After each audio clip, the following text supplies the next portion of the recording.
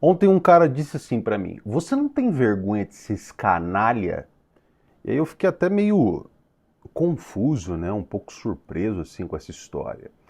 E claro que não foi na minha cara. Ele nunca teria coragem de dizer isso. Eu tenho quase 2 metros de altura. Eu meto a porrada em alguém que fala um negócio desse assim do nada, né? A pessoa sem me conhecer, sem nada, né? Uma coisa ostensiva, uma coisa quase covarde, né? Porém foi no Twitter, né? E o Twitter é a cracolândia da internet, onde as pessoas dão vazão para suas emoções mais guturais que vêm de dentro das suas entranhas, não é? E eu fiquei pensando depois disso, dentro do Salmo 141. 141, 3 e 4. Leia comigo. Aqui diz: Coloca, Senhor, uma guarda na minha boca, vigia a porta dos meus lábios. Não permitas que o meu coração se volte para o mal, nem que eu me envolva em práticas perversas com os malfeitores, que eu nunca participe de seus banquetes, né? Eu e você vivemos num mundo onde as palavras são lançadas assim, sem pensar, com rapidez, sem reflexão. Dentro das redes sociais, às vezes até em conversas casuais, as pessoas não medem o que elas dizem umas para as outras. E ali no momento de raiva, no momento de forte emoção, a pessoa usa a língua como um chicote, né? Então eu estava abordando ali um vídeo falando mal da economia, da condução, e o cara, para defender o governo, defender tudo o que está acontecendo, ele me xingou. E eu falava do preço, né, das coisas caras, que é uma coisa constatável. Você pode ir na gôndola do supermercado e perceber. Mas, no entanto, o cara, ele ficou maluco. Começou a me xingar. Você não tem vergonha? Vocês canalha, olha aqui a inflação, olha isso. O Brasil tá bombando, né? E aí eu fiquei pensando, falei, nossa, né? Como que o salmista aqui, Davi, no caso, consciente do perigo de cada uma das palavras que sai da nossa boca, da inclinação do nosso coração para o mal, faz uma oração que hoje eu e você devemos fazer o tempo inteiro, principalmente pela revolução informacional que eu e você passamos na internet, não é? Pedir para Deus que guarde a nossa boca das palavras, né, o nosso coração, os nossos dedinhos, né, o que nós escrevemos um para o outro.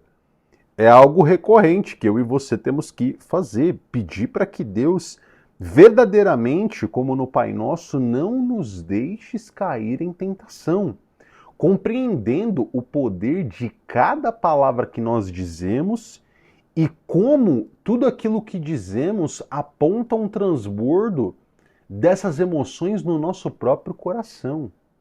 A Bíblia que nos ensina, lá em Tiago 3,6, que a língua tem poder para edificar e poder para destruir. É um fogo que contamina toda a existência, tudo ao redor. E é por isso que o salmista aqui pede para que Deus vigie as palavras dele. Porque ele entende que sem esse controle de Deus, sem esse árbitro, né, que existe dentro de mim e dentro de ti, mediado pelo próprio Espírito Santo, é muito fácil você cair em murmuração, em fofoca ou em raiva, em palavras que ferem, que querem destruir o outro. Quantas vezes eu me pego, você também pode se pegar por aí, dizendo algo no calor do momento, no calor da emoção, e quase na hora, ou um pouco depois, horas depois, minutos depois, vem o arrependimento. As palavras impensadas, elas destroem amizades, elas desestruturam famílias. Elas talvez abalam até a nossa fé, dependendo de quem essas palavras vêm. Nós precisamos clamar, pedir a Deus aqui, como Davi pediu. Põe guarda, Senhor. Coloca barreira, proteção na minha boca. Jesus disse lá em Lucas 6,45 que a boca fala do que o coração está cheio, então ele transborda. A sua boca transborda tudo aquilo que está dentro de você. Por isso, não basta apenas você controlar tudo o que você diz.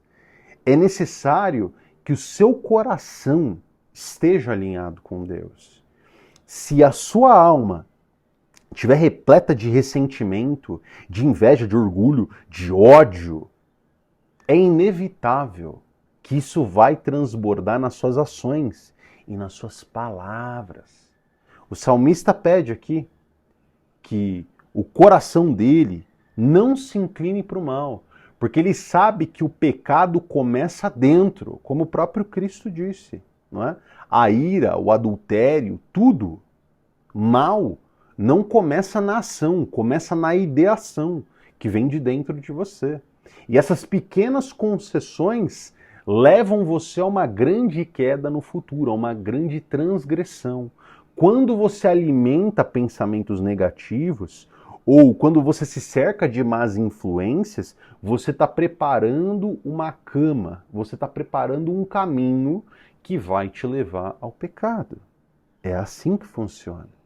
E o versículo aqui também vai alertar contra a influência de pessoas perversas e seus banquetes, ou ainda em algumas versões aqui da Bíblia, suas iguarias.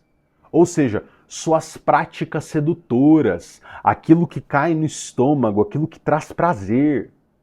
O pecado, por diversas vezes que eu e você podemos cometer, se apresenta como algo atraente, como uma bela maçã, não é?